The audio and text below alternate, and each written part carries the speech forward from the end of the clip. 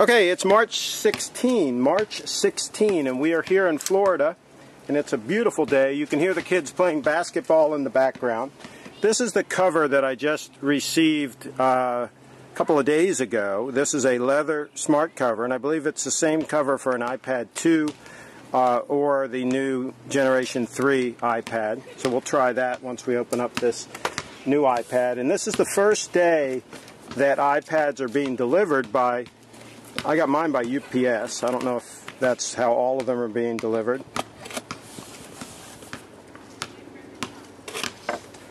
Okay. And the packaging is always good from Apple. And we can see here that this is no exception. Pulling it out. Here we go. Let's put this off to the side. These off to the side. And there we have the box that it comes in. And it has plastic on it. So what we'll do is we'll just score this a little bit. And then we should be able to take this plastic right off of here. My assistant is helping me out here. I usually don't have an assistant, but today I have an assistant. And you can see here, and I'm trying to do this without bumping the tripod too much. Here's the box that it comes in. It is a smaller box than previous iPads. Apple's trying to use as little packaging as possible because, you know, to save the environment, because all this gets thrown away. So now I'm going to open this up.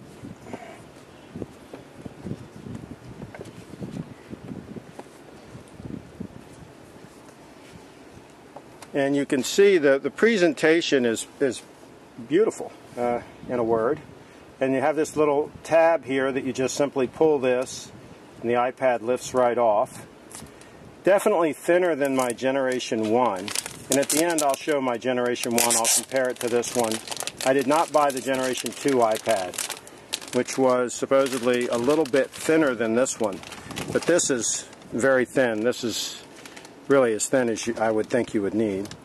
And it's beautiful. It's a white one. The other one I got is a black one, the Gen 1.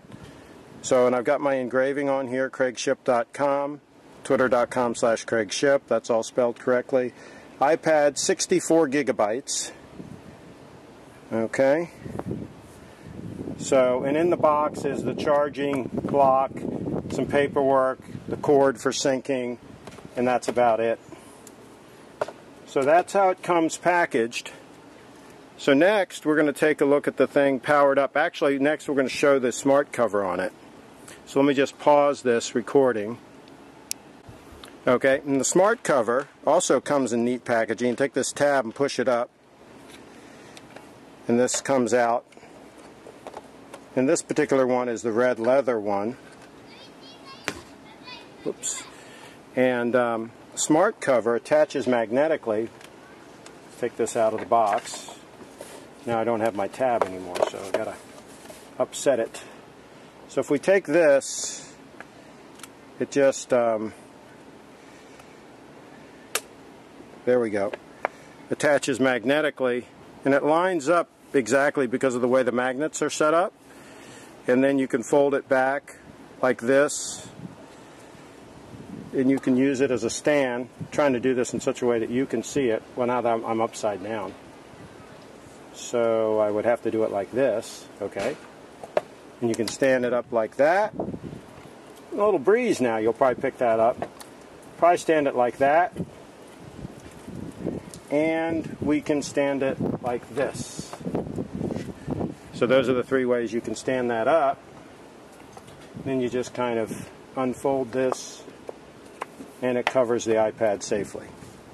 So there you go. That's the smart cover. We've seen those before. Of course, they had them for the iPad 2, and now this is the Generation 3 iPad. So we're going to take a look, and I'll have some comments once I boot it up and transfer some programs over and we try it out. Okay, I'm rebooting the iPad.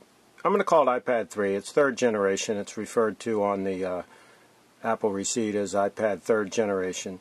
So I just restarted it. It did reboot rather quickly. It does seem very snappy compared to my iPad 1, which is sitting right here. We'll do some comparisons in a minute. And let me bring up photos here. Okay, that's good. And please excuse me if I do bump the tripod a little bit. Here's some photos I just took a few days ago of the Kaiser family fiddlers. Keister, I guess they pronounce it. And man, those photos do look sharp.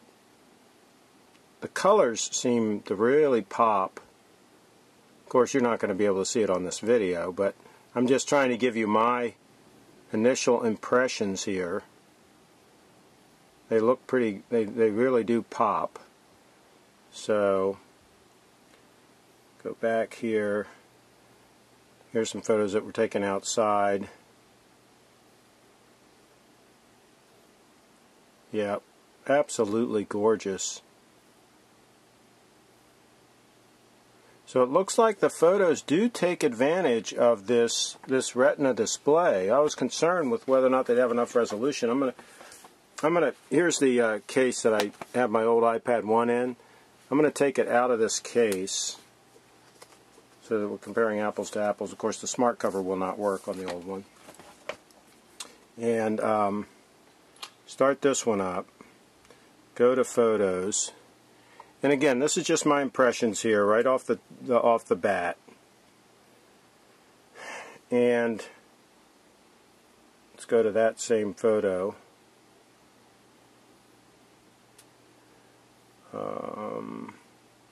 Actually, let's go to the first photo, which was a landscape format.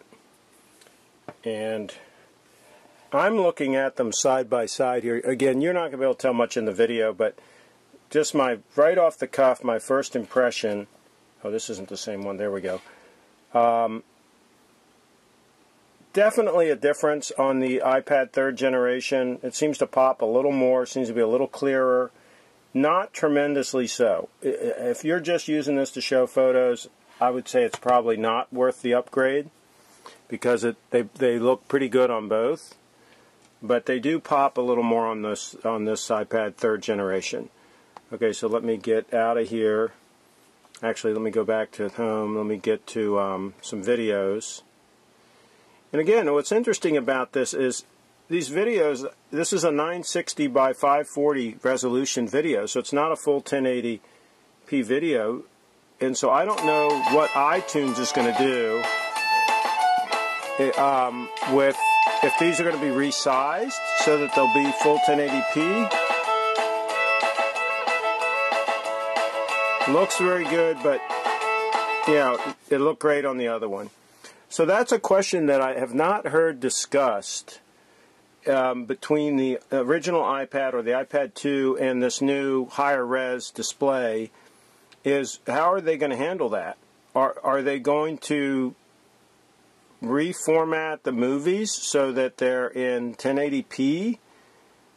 Okay, and so if I do a movie now and I'm going to do this movie and I'm going to test with it and it's 1080p, is it going to be put onto the iPad as 1080p? Or are they going to be sized down to this 960p or whatever resolution? So that's a question I've not heard debated. So this one is 960 by 540.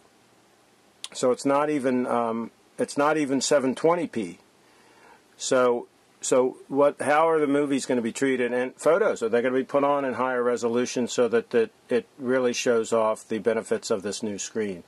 So I am happy with the machine. It seems very snappy, but we've got some unanswered questions as far as what apps are going to take advantage of in videos and photos. What is really going to take full advantage of this new high-res screen? So please put some comments in the comments on this YouTube video, and let's get a little debate going, a little discussion going on that. But my initial impression of this unit is it's a very nice unit. It's definitely, let me take the smart cover off so I can compare apples to apples here. It's definitely thinner, significantly thinner than the original iPad that's here in the back.